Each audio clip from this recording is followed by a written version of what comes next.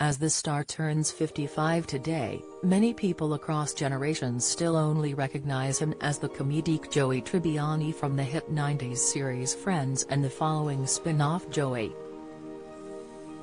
The role changed Matt LeBlanc's life entirely, as he had only $11.09 to his name when he was cast and ended up being one of the highest-paid sitcom actors in Hollywood, but ultimately the actor found that money isn't everything.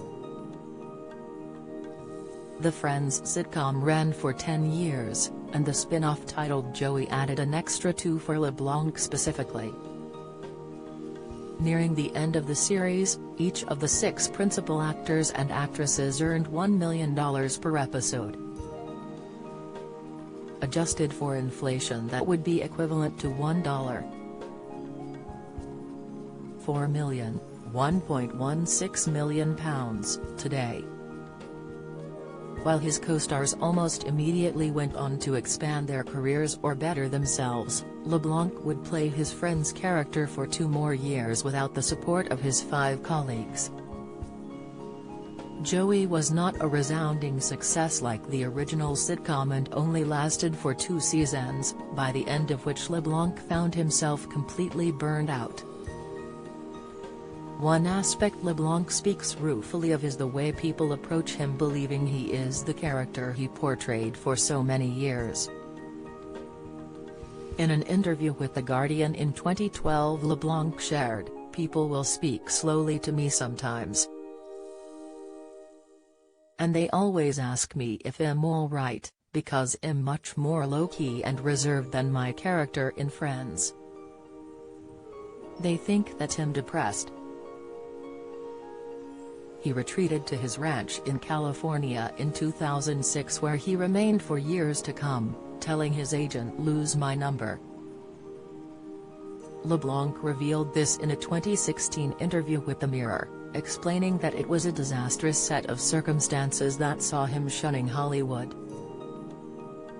He shared, "I barely left the house. I wanted to not have a schedule, not be somewhere. I almost had a nervous breakdown." Just before the Joey series ended, LeBlanc and his then-wife Melissa McKnight received devastating news. LeBlanc originally noticed that their young daughter Marina kept falling onto her left side when attempting to crawl.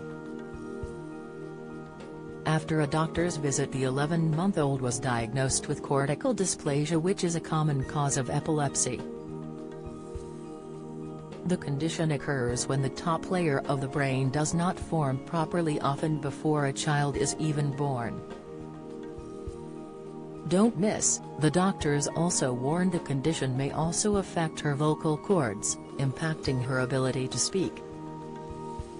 LeBlanc described it as a very dark period, which unfortunately would be compounded by his marital problems.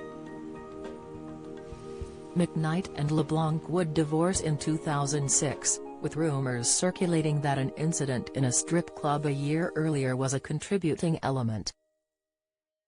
LeBlanc had issued a public apology to McKnight shortly after the incident, which involved him drunkenly groping a stripper.